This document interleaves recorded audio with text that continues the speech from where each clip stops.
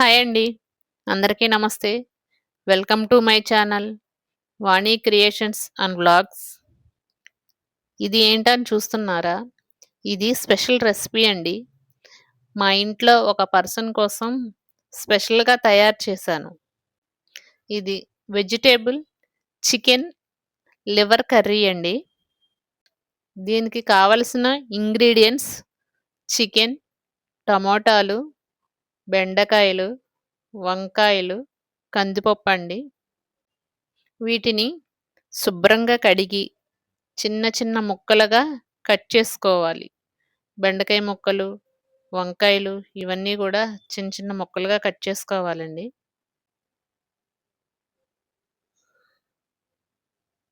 వంకాయలు గూడా ఇలాగ చిన్న చిన్నవి 4 ముక్కల కింద కట్ చేసుకోవాలి.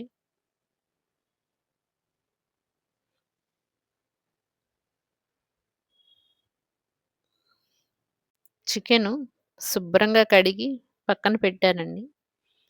ఇవి మొత్తం కట్ చేసుకున్న తర్వాత ఒక ప్లేట్‌లో పెట్టుకొని, ఇప్పుడు చికెన్ లివర్‌లు కూడా చిన్న చిన్న ముక్కలుగా కట్ చేసుకోవాలి. ఈ కార్తీక మాసం నెల రోజులు మేమే కాదండి, ఆ పర్సన్ గూడా పాపం పూజలు చేసింది.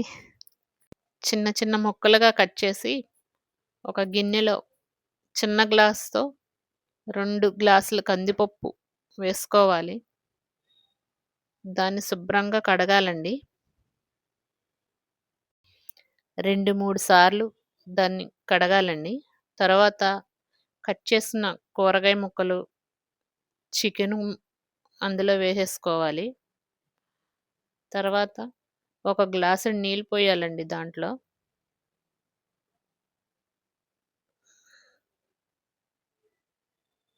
కొంచెం పసుపు, అల్లం వెల్లుల్లి పేస్టు వేయాలండి దాంట్లో.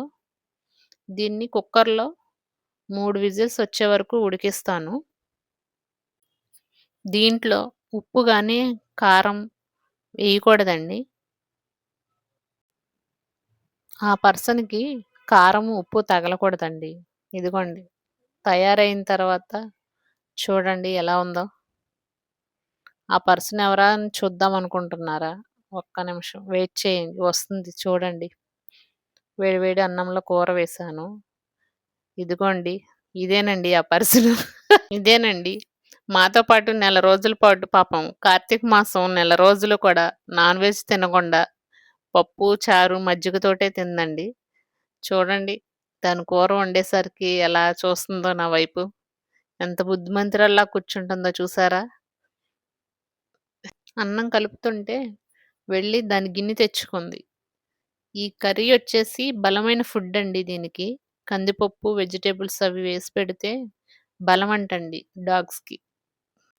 ఎంత ఆకలిగా ఉందో చూడండి. మా మోము భక్తురాలు.